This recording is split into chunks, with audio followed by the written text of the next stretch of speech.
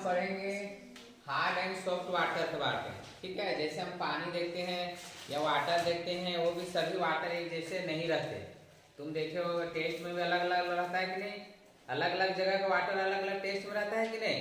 Yes, चाहे नदी का पानी देखो या कुएं का या जो बोर से पीते हैं, या फिर हर जगह जैसे यहाँ का पानी देखो अलग, रायपुर जाओगे तो वहाँ का अलग, मतलब स्थान विशेष में या जगह विशेष में पानी का टेस्ट अलग अलग हो जाता है। ठीक है, तो अगर हम स्पेशली देखें तो जो वाटर होता है जनरली वो 2 टाइप का होता है। एक को हार्ड वाटर बोलते हैं, एक को सॉफ्ट वाटर, कठोर जल और मृदु जल। ठीक है, हार्ड एंड सॉफ्ट वाटर। जैसे हम देखें तो जो स्टार्टिंग में सबसे शुद्ध जल किसको माना जाता है? आशु जल या वर्षा का पानी। ठीक है, बरसात में जो पानी आता है, जो रेन वाटर होता है, वो सबसे प्योर वाटर माना जाता है। ठीक है, क्यों? क्योंकि उसमें किसी तरह का भी सॉल्ट, किसी तरह का भी लवण या किसी तरह की अशुद्धियां नहीं रहती। लेकिन जैसे इस जमीन में आता है मतलब वर्षा का पानी, जैसे मतलब हमारे धरती पे आता है तो क्या होता है, ये बहुत सारी चीजों से मिलता है कि नहीं? नीचे आता है पानी में मिला, पानी में देखो कितने सारे चीजें पाई जाती है, उन सब से मिला, भूल गया, मतलब एक डिफरेंट डिफरेंट टाइप के उसमें सॉल्ट आ गए, लवण आ गए, मतलब एक दूसरे से मिल गया। नदी में है, नदी में गया, बह रहा है पानी, उसमें कितने सारी चीजें आ रही हैं, सबसे घुलते जा रहा है, मिलते जा रहा है, मतलब मिक्स होते जा रहा है। तालाब में है, तालाब में ऊपर से शुद्ध आया था, लेकिन जैसे तालाब में आया उसके अंदर कितनी सारी चीजें रहती है कि नहीं? तो सबसे मिक्स हो गया, तो फिर वो उसकी प्रॉपर्टी क्या हो गया? अलग अलग। ठीक है, नहीं तो स्टार्टिंग में पानी जो वर्षा का पानी था या जो रेन वाटर था वो शुद्ध रूप में था, प्योर फॉर्म में, तो इसीलिए उसको सबसे शुद्ध माना जाता है वर्षा का जल को। ठीक है, रेन वाटर जिसको डिस्टिल वाटर भी बोलते हैं, आशुद्ध जल। ठीक है, वो सबसे पानी का सबसे शुद्ध रूप होता है। लेकिन इसके बाद जैसे हम जाएंगे, जो हम पानी यूज करते हैं, चाहे नदी का, तालाब का, जैसे बोर वाटर या कोई भी वाटर होता है, फिर उसमें उस स्थान के या पानी के अंदर, जमीन के अंदर बहुत सारी चीजें पाई जाती है। तुमको पता है बहुत सारे कैल्शियम, मैग्नीशियम, बहुत सारे लवण, बहुत सारी अशुद्धियाँ, बहुत सारी चीजें घुली रहती है। तो उसके बेसिस पे फिर वाटर अलग अलग टाइप के टेस्ट भी बदल जाता है। ठीक है, अलग अलग तरह से। नहीं तो जो ऊपर से पानी आए थे वो सेम, सबका टेस्ट एक ही जैसे होना चाहिए, क्योंकि वो तो रेन वाटर है। लेकिन टेस्ट क्यों चेंज हो जाता है? जगह की वजह से। जो पानी जहां गिर गया, जहां रहा, उसके बेसिस पे उसका टेस्ट क्या हो जाता है? अलग अलग। ठीक है, तो उसी के बेसिस पे जो वाटर होता है जनरली उसको 2 टाइप में डिवाइड किया गया है। एक को क्या बोला जाता है? हार्ड वाटर, कठोर जल, और एक को क्या बोला जाता है? Soft water. तो अगर हम हार्ड वाटर की बात करें,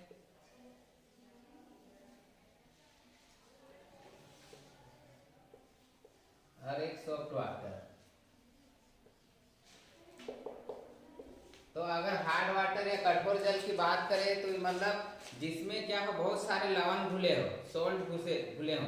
क्योंकि तुमको ये तो पता होगा कि कठोर जल और मृदु जल में कौन पीने योग्य रहता है, मतलब कौन अच्छा माना जाता है? हाँ, कौन सा पानी अच्छा रहता है, कठोर जल की मृदु जल? मृदु जल। ठीक है, हार्ड वाटर पीने योग्य नहीं माना जाता, उसको उतना अच्छा प्योर नहीं माना जाता। ठीक है, इसीलिए जनरली जो हार्ड वाटर होता है, चलो बैठे बाद में दिखा, हार्ड वाटर होता है वो क्या होता है? पीने योग्य नहीं माना जाता। क्यों? क्योंकि उसमें बहुत सारे सॉल्ट घुले रहते हैं, बहुत सारे लवण क्या होते हैं? घुले रहते हैं। ठीक है, तो कौन कौन से लवण घुले रहते हैं? स्पेशली कैल्शियम एंड मैग्नीशियम के क्या होते हैं? बाइकार्बोनेट हो गया, क्लोराइड हो गया, और सल्फाइड घुले रहते हैं।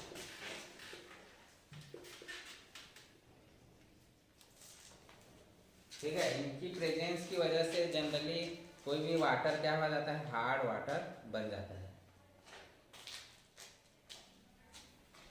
और सॉफ्ट वाटर तो मतलब जिसमें किसी तरह की भी कोई भी सॉल्ट घुला ना हो। सॉफ्ट मतलब क्या हो? जो पीने योग्य हो, जो शुद्ध हो। तो जैसे ये तो डिस्टिल वाटर हो गया, या फिर जो रेन वाटर, ये सभी क्या है, सॉफ्ट वाटर। तो हमको स्पेशली किस पे फोकस करना है, हार्ड वाटर को, ठीक है। कठोर जल के बारे में पढ़ना है कि कोई भी पानी कठोर क्यों बन जाता है।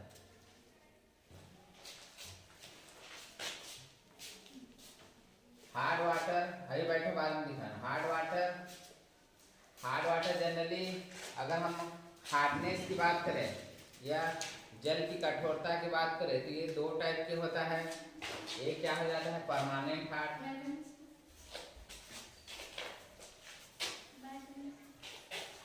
दो तरह का होता है। क्या होता है, परमानेंट हार्डनेस और एक क्या होगा, टेम्पोरेरी।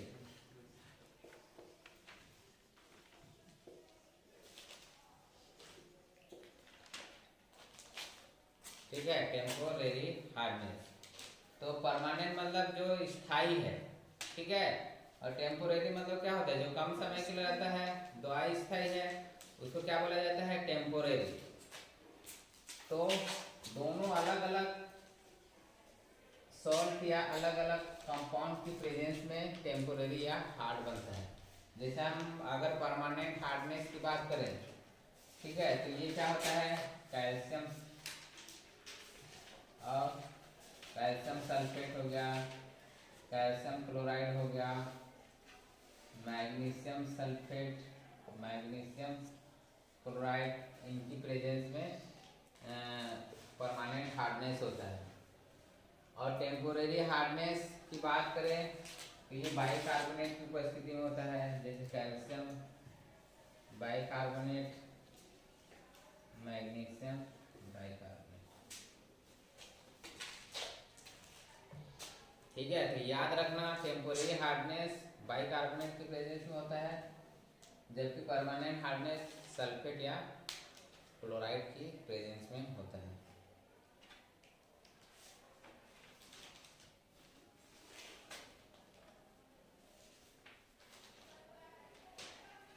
ठीक है, तो ये तो पता है कि जो टेम्पोररी हार्डनेस होता है, टेम्पोररी मतलब वो अधिक समय के लिए है। तो इसको जब हम लोग को हार्डनेस को हटाना है तो तुरंत अगर हम लोग गर्म करते हैं तो ये आसानी से हार्ड किस में बदल जाता है, सॉफ्ट में। तो इसको आसानी से हम लोग गर्म करके ही दूर कर सकते हैं इसके हार्डनेस को। लेकिन जो परमानेंट हार्डनेस है, ठीक है, मैं क्या बताया, इसको अगर हार्ड को, क्योंकि हार्ड वाटर पीने योग्य नहीं माना जाता, तो उसको क्या करना पड़ेगा, हमको दूर करना पड़ेगा, हार्डनेस को हटाना पड़ेगा। तो इसको केवल हम लोग बॉइल करके या गर्म करके ही क्या करते हैं, हार्ड को सॉफ्ट में चेंज कर देते हैं। लेकिन ये परमानेंट है, स्थायी है, ये तो आसानी से दूर नहीं होगा। तो इसको क्या करना पड़ता है कि इसको अलग अलग मेथड अपनाया जाता है। आयन एक्सचेंज मेथड बोलते हैं, मतलब इसके लिए केमिकल रिएक्शन कराया जाता है। आयन एक्सचेंज मेथड द्वारा इसको दूर किया जाता है। जियोलाइट मेथड बोलते हैं, ion exchange method, zeolite method.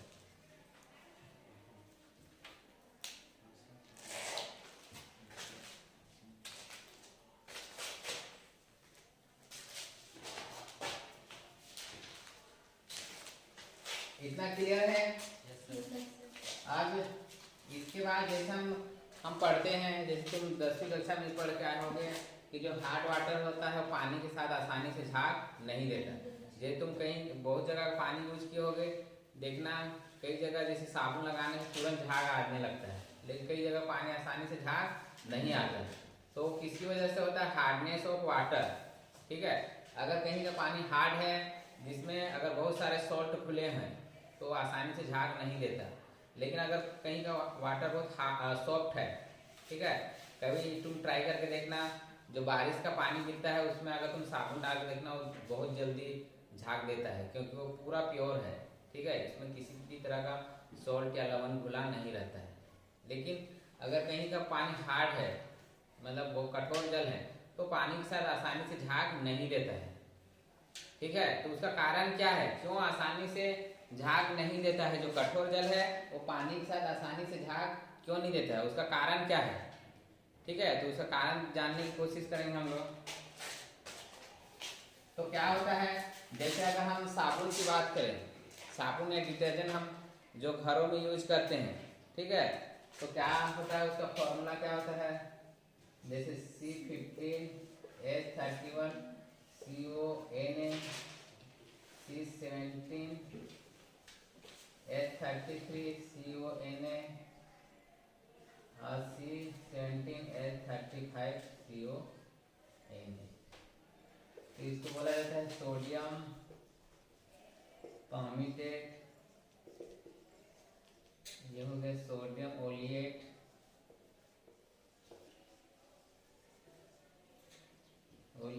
और ये क्या होता है, सोडियम स्टेरेट।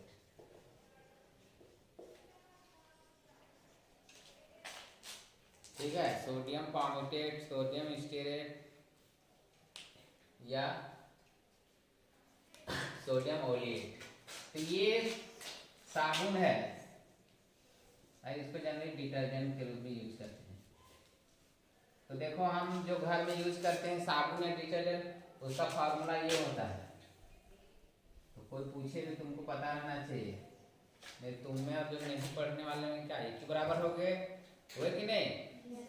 तो साबुन जो हम अलग अलग यूज करते हैं, अलग अलग नाम का इतना आता है, लेकिन उसका फॉर्मूला देखेंगे तो एक ही होगा। क्या होगा, क्या बोलते हैं उसको, सोडियम परमेटेट। ठीक है, क्या होता है, C15H31 CONA, sodium ओलिएट C17H33 CONA, और उसी तरह सोडियम स्टेरेट डिटर्जेंट होता है, यूज करते हैं ना सर्फ डिटर्जेंट। उसका फॉर्मूला क्या होता है, ये C17H35 CONA। तो अब तुम ये सब मत बोलना, दुकान जाके यही नाम बोलना, ठीक है, मिलता है नहीं देखना। तो ये जनरली देखा जाए तो ये सोडियम का कंपाउंड होता है। देखो तीनों में सोडियम आया है, आया कि नहीं। ये जनरली क्या होता है, सोडियम का कंपाउंड, इसीलिए इसको शॉर्टकट में Na, ये पूरे को क्या लिख देते हैं हम लोग, एक्स लिख देते हैं। तो इसको हम लोग शॉर्टकट में क्या लिख सकते हैं, NaS। ठीक है, सोडियम के हाइलाइट भी शॉर्टकट में बोला जाता है। तो ये साबुन जब हम पानी में डालते हैं, ठीक है, कपड़े कैसे धोते हैं, सबसे पहले पानी में डालते हैं डिटर्जेंट को या फिर साबुन को, जैसे हम शॉर्टकट में लिखे हैं Na। अब इसको हम लोग पानी में डालें जहाँ पर हार्डनेस है, ठीक है, जहाँ का जल कठोर है, तो वहाँ क्या उपस्थित रहता है, कैल्शियम या मैग्नीशियम का कार्बोनेट हो या क्लोराइड कुछ भी है, मतलब उसका आयन उपस्थित है। मान लिया जाए कैल्शियम के आयन उपस्थित है, ठीक है। तो ये क्या होता है, इसके साथ जाके क्या हो जाता है, जुड़ जाता है CaH2 और ये 2Na+। तो ये इसका क्या बना लेते हैं, अवक्षेप, प्रेसिपिटेट।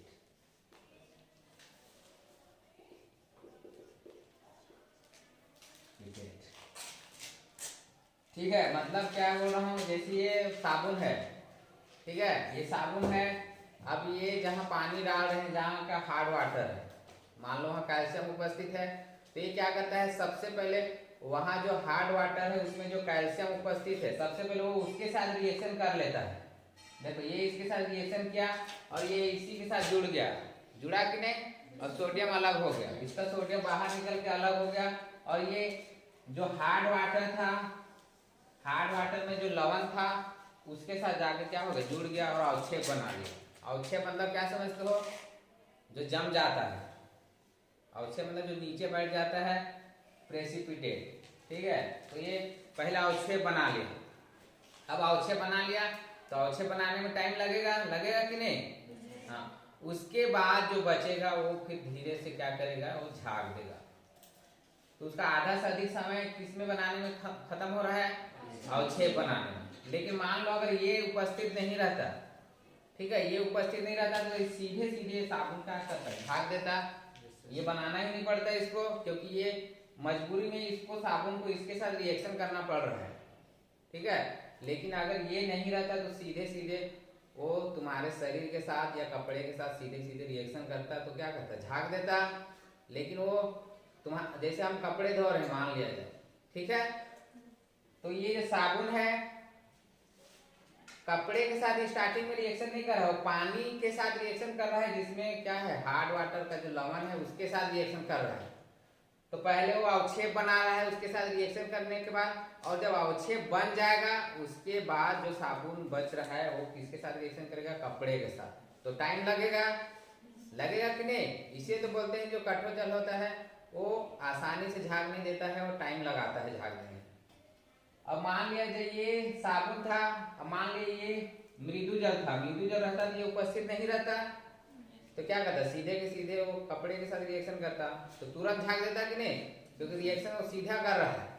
तो इसीलिए क्या होता है, जो कठोर जल होता है वो आसानी से साबुन के साथ झाग नहीं लेता। कारण समझ में आया ना? हाँ, तो यही इसका रीजन है। अब वाला भी एग्जाम्पल लिख लो, मैग्नीशियम वाला भी। मान लो कैल्शियम की जगह मैग्नीशियम रहता तो भी ये क्या बनाता है, MgH2 प्लस Na प्लस।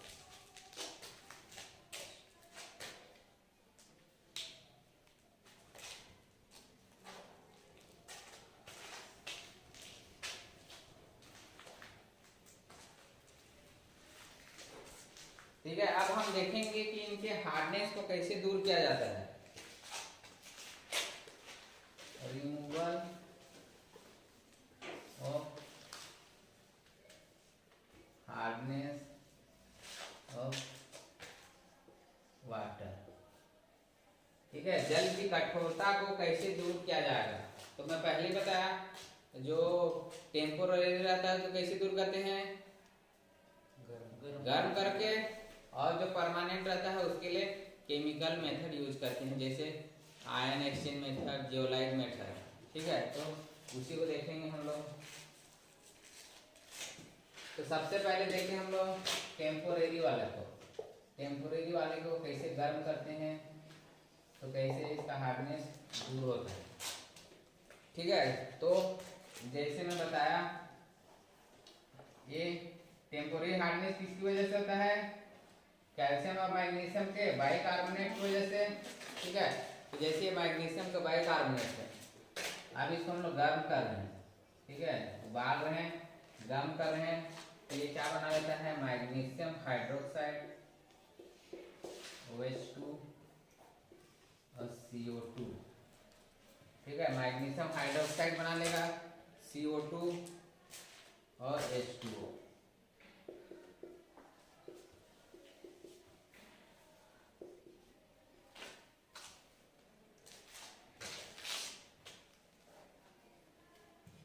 उसी तरह कैल्शियम का भी लिख लेते हैं, जब कैल्शियम बाइकार्बोनेट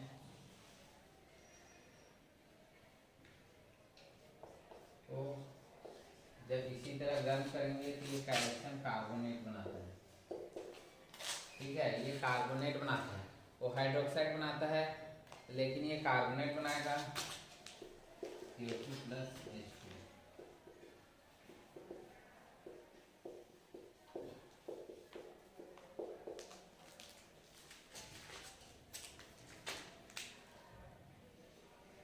तो पहले देखो, जब मैग्नीशियम बाइकार्बोनेट को गर्म करते हैं तो ये मैग्नीशियम हाइड्रोक्साइड बना लेता है, और साथ ही कार्बन डाइऑक्साइड गैस बनाता है, और साथ में वाटर का भी फॉर्मेशन करता है।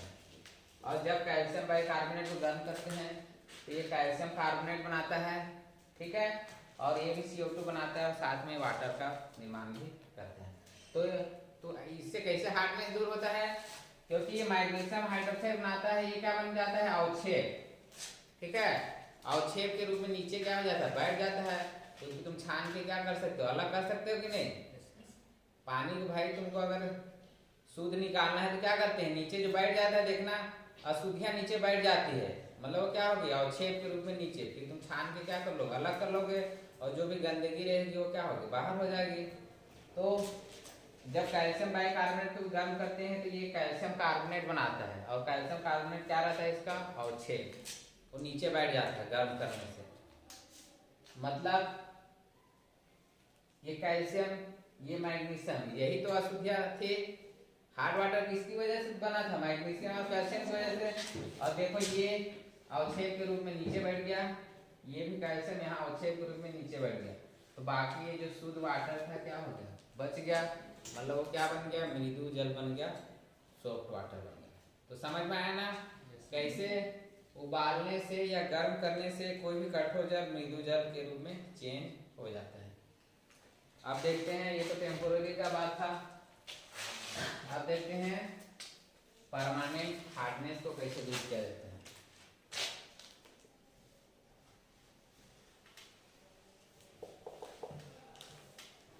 ठीक है, परमानेंट हार्डनेस आसानी से दूर नहीं होता, उसको गर्म करोगे तो भी वो दूर नहीं होता, क्योंकि वो क्या हो चुका है, परमानेंट।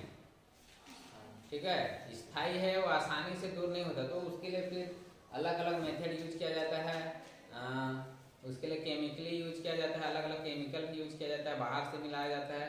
तो सबसे आसान मेथड है, उसको पहले देखेंगे, बाय वॉशिंग सोडा मेथड।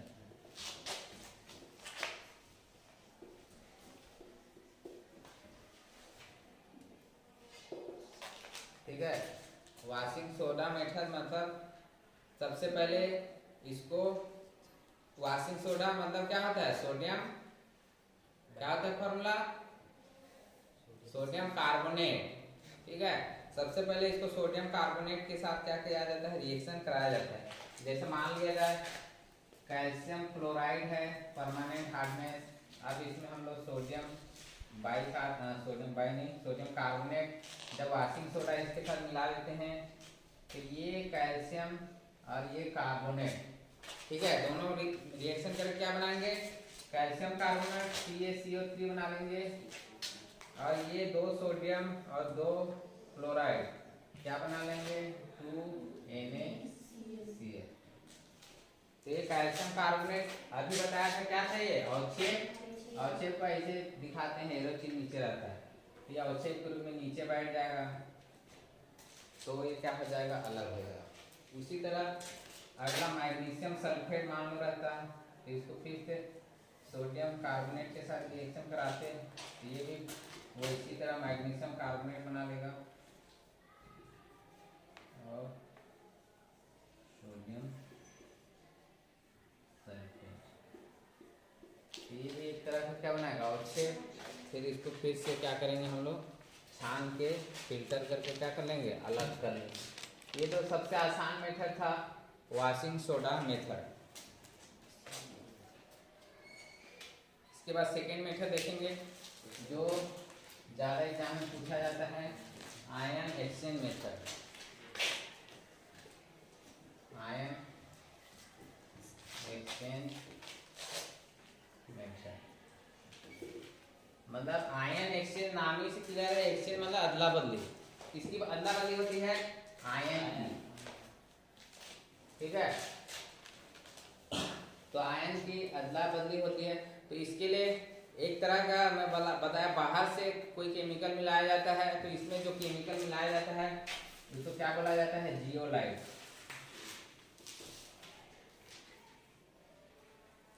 ठीक है, जियोलाइट, इसका फॉर्मूला क्या होता है,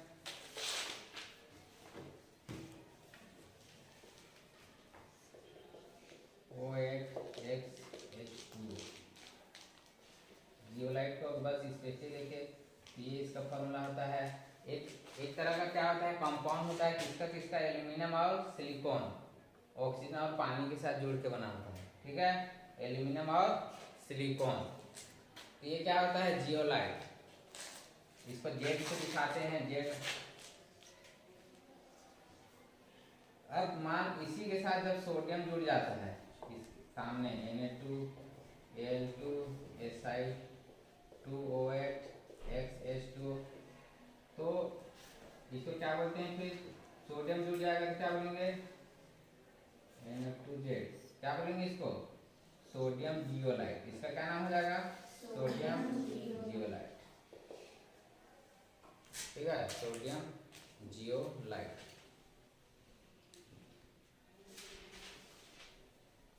तो ये कैसे काम करता है, सोडियम जियोलाइट कैसे जो हार्ड वाटर है उसको सॉफ्ट बनाता है। तो जैसे देखें, ये सोडियम जियोलाइट है, ये क्या करता है, जब हार्डनेस, जैसे मान लिया जाए कैल्शियम आयन की वजह से जो हार्ट है सबसे पहले इसके साथ ये क्या करता है, रिएक्शन कर लेता है और ये इसी के साथ जुड़ के आयन बना लेता है, जैसे CaZ+2Na+, ठीक है, कैल्शियम जियोलाइट। उसके बाद और एक देखते हैं मैग्नीशियम का।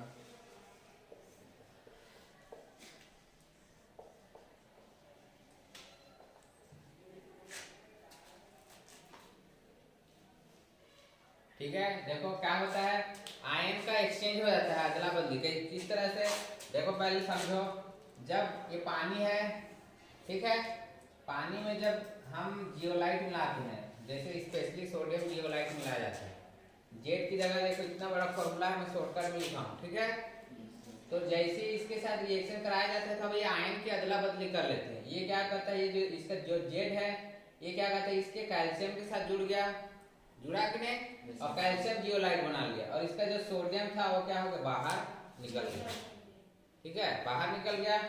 अब इसमें जो देखो जो मैग्नीशियम था, ठीक है, मैग्नीशियम था वो इसके जियोलाइट के साथ रिएक्शन करा और ये सोडियम था बाहर निकल गया, मतलब आयन एक्सचेंज हो गया। ये कैल्शियम आयन सोडियम आयन से अदला बदली हो गया, देखो सोडियम इसके साथ जुड़ा था लेकिन अब कैल्शियम इसके साथ जुड़ गया जेड के साथ और सोडियम बाहर निकल गया। यहाँ देखो ये मैग्नीशियम इसके साथ जाके क्या हो गया, जुड़ गया, मतलब आयन का क्या हो गया, अदला बदली। तो इसमें कैसे पानी शुद्ध हो जाता है, क्योंकि जो आयन थे वो जियोलाइट के साथ नीचे बढ़ जाते हैं। देखो इसको एक इंस्ट्रूमेंट बनाया जाता है, जैसे लैब में या इसको लेबोरेटरी में किया जाता है, तो ये क्या होता है, एक इस तरह से जार लगा रहता है, ठीक है, इस तरह से जार लगा रहता है और नीचे कुछ रेत लगाया रहता है, कुछ रेत डाला जाता है और नीचे इसमें जियोलाइट डाल देते हैं, बीच में जियोलाइट डाल देते हैं और ऊपर जो हार्ड वाटर रहता है उसको नीचे भेजते हैं, ठीक है, जो कठोर जल रहता है उसको नीचे भेजते जाते हैं।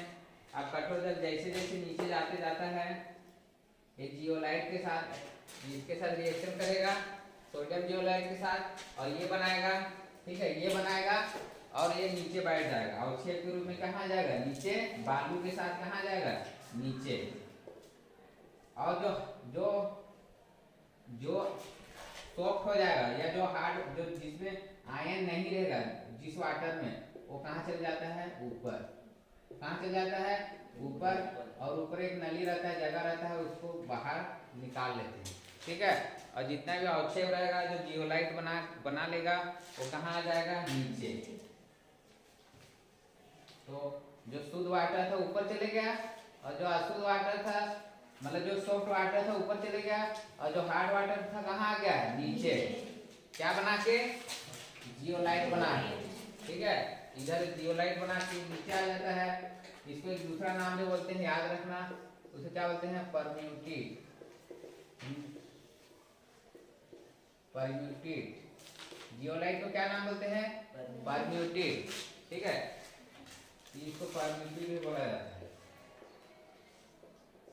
तो इस तरह से मतलब हार्ड वाटर को सॉफ्ट बनाया जाता है। फिर देखो उस पर फिर से जो हार्ड वाटर है फिर तो इसी प्रोसेस अपनाएंगे, फिर से जियोलाइट डालेंगे, फिर से रिएक्शन करेगा, फिर जो अवक्षेप बन जाएगा फिर नीचे बैठेगा, जो शुद्ध वाटर रहेगा फिर ऊपर जाएगा, उसको अलग कर लेंगे। तो लगातार ये प्रोसीजर को क्या करते हैं, कंटिन्यू करते रहेंगे और जिससे जो जो हार्ड वाटर रहेगा वो धीरे धीरे क्या बनते जाएगा, सॉफ्ट वाटर में चेंज होते रहेगा। तो इसीलिए इसको आयन एक्सचेंज मेथड बोला जाता है, क्योंकि जनरली इसमें आयन का क्या होता है, एक्सचेंज। तो याद रखना जियोलाइट मेथड में जनरली सोडियम जियोलाइट यूज किया जाता है और जब सोडियम जियोलाइट यूज किया जाता है तो ये कैल्शियम और मैग्नीशियम के जो भी आयन होते हैं उसके साथ रिएक्शन करके उनका जियोलाइट बना लेता है, ठीक है, और सोडियम आयन क्या हो जाता है, बाहर निकल जाता है और जिसकी वजह से जो जियोलाइट बनता है वो नीचे आ जाता है, ठीक है।